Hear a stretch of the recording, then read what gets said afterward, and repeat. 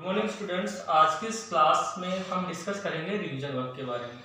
मैंने जब आपको पढ़ाया था फिफ्थ क्लास को, तो उसमें मैंने दो टॉपिक क्लियर करवा दिए थे, एक तो एंगल वाला और दूसरा रेक्टेंगल और स्क्वायर का कैसे एरिया फाइंड आउट किया जाता है। तो उन दोनों टॉपिक्स का ही रिवीजन करेंगे। आज की क्लास में केवल एंगल्स का रिवीजन करेंगे।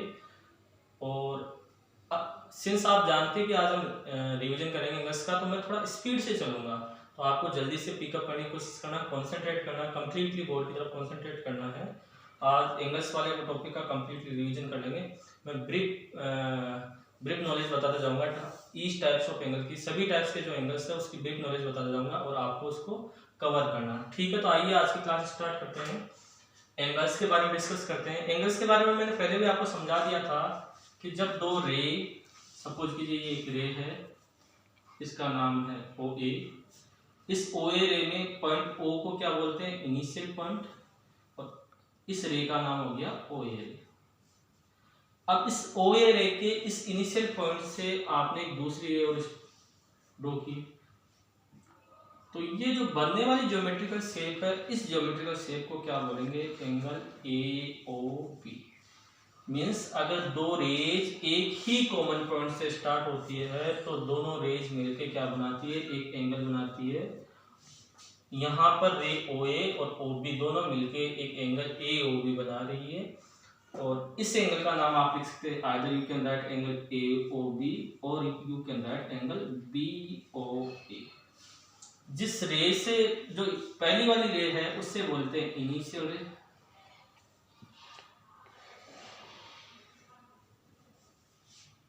दूसरी वाली रे को बोलते हैं टर्मिनल रे। जिस रे से एंगल स्टार्ट होता है उसे इनिशियल रे, और अदर रे को बोलते हैं टर्मिनल रे, दूसरी रे।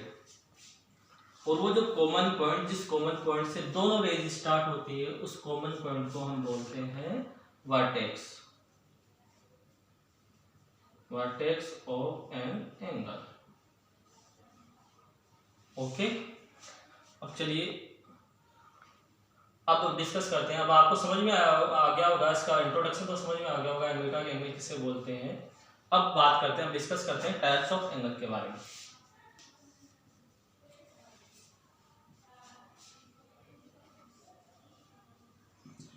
टाइप्स ऑफ एंगल्स में मैंने मोस्टली आपको 7 टाइप्स ऑफ एंगल्स बताए थे।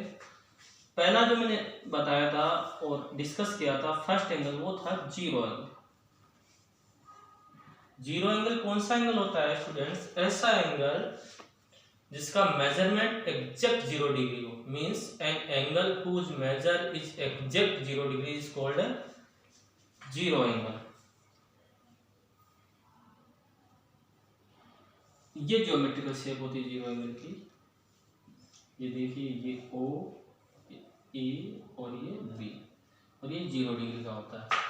ऐसा एंगल जो एग्जैक्ट 0 डिग्री का होता है उसे क्या बोलते हैं, जीरो एंगल, और इसकी एक ज्योमेट्रिकल शेप होती है। ठीक है, इसका मेजरमेंट कितना होता है आपको याद रखना है।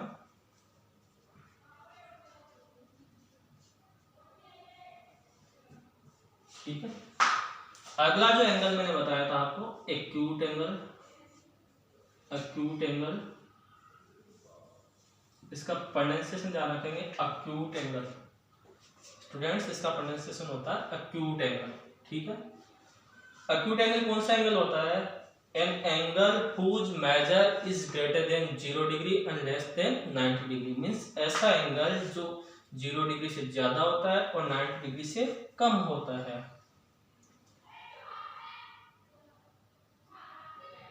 ये देखिए, एक रे है, इसको नाम दिया मैंने ओपी, और ये हो गई ओएस। तो ये जो बनने वाला एंगल हो गया आपके पास, एंगल पी ओ एस। और इस टाइप का जो एंगल बनेगा उसे क्या बोलेंगे, acute angle.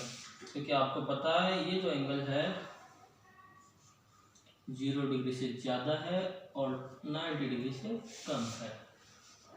An angle whose measure is greater than 0 degree and less than 90 degree is called an acute angle. मैं लिख देता हूं यहाँ पर, greater than 0 degree, less than 90 degree, ये एक्यूट एंगल की कैटेगरी में आता है। तो इसके बहुत सारे एग्जाम्पल्स हो सकते हैं। आप यहाँ देखिए, ग्रेटर देन 0 डिग्री का मतलब क्या है कि वो 0 डिग्री का नहीं होना चाहिए, 0 डिग्री से ज़्यादा ही होना चाहिए। लेस देन 90 डिग्री का मीन्स यहाँ पर ये है कि वो 90 डिग्री से कम ही होना चाहिए, 90 डिग्री से ज़्यादा नहीं होना चाहिए। तो ऐसा एंगल जो 0 डिग्री से ज़्यादा होता है और 90 डिग्री से कम होता है उसे बोलते हैं एक्यूट एंगल। इसके एग्जांपल्स आप लिख सकते हैं सिंपली, बहुत सारे एग्जांपल्स होते हैं। सपोज कीजिए 25 डिग्री का angle, 85 degree angle, 89.5 degree angle, यानी कंप्लीटली 90 डिग्री नहीं होना चाहिए, वो 90 डिग्री से छोटा, भले वो 0.01 डिग्री ही छोटा हो, तो ऐसा जो एंगल होगा वो एक्यूट एंगल की कैटेगरी में आएगा। तो आपको जीरो एंगल और एक्यूट एंगल के बारे में समझ में आया होगा। बारे में हम डिस्कस करने जा रहे हैं, उसका नाम है राइट एंगल।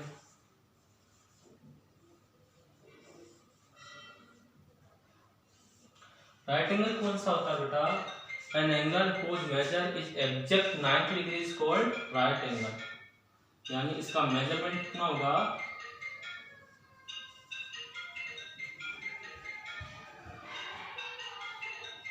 एग्जैक्ट 90 डिग्री, उसे क्या बोलते हैं? Right angle.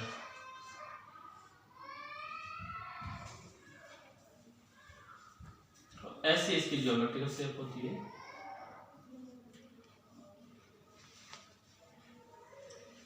एक रे आप हॉरिजॉन्टल लेंगे, दूसरी रे आप वर्टिकल लेंगे, और इन दोनों रेज के बीच में जो बनने वाला एंगल होगा उसे क्या बोलते हैं? Right angle. तो राइट एंगल आपको समझ में आया होगा। राइट एंगल कौन सा होता है? ऐसा एंगल जो एग्जैक्ट 90 डिग्री का होता है उसे बोलते हैं राइट एंगल। अगले चलते हैं अगले एंगल पे, ऑब्ट्यूज एंगल।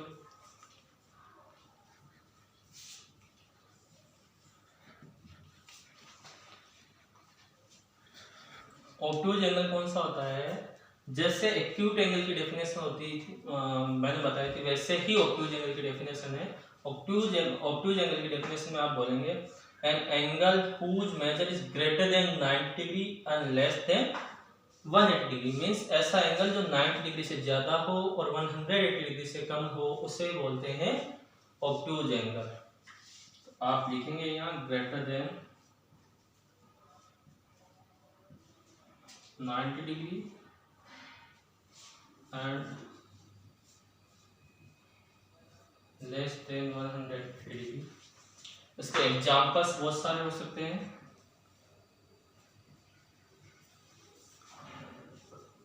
एग्जांपल्स में आप लिख सकते हैं 95 डिग्री, 170 डिग्री,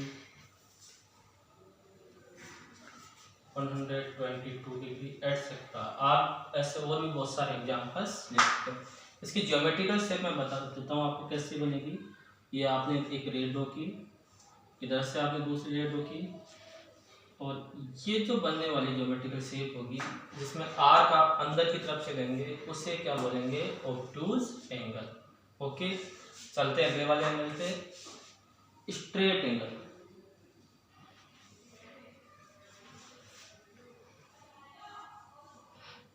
स्ट्रेट एंगल कौन सा होता है my dear students? An angle whose measure is exact 180 degree, जिसका मेजरमेंट एग्जैक्ट 180 डिग्री होता है उससे हम बोलते हैं स्ट्रेट एंगल।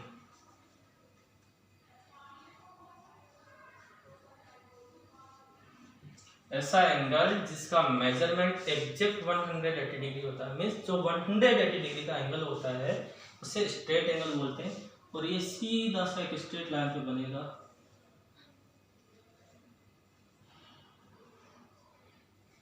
ए और बी, इस हिसाब से आप इसका नाम लिख सकते हैं। और ये कितने डिग्री का होता है? 180 डिग्री का। तो आपको समझ में आया होगा डियर स्टूडेंट्स, ऐसा एंगल जो एग्जैक्ट 180 डिग्री का होता है उसे हम बोलते हैं स्ट्रेट एंगल। नेक्स्ट वन है reflex angle.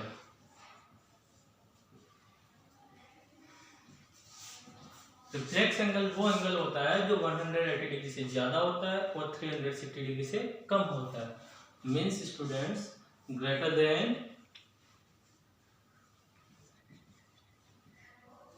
180 degree and less than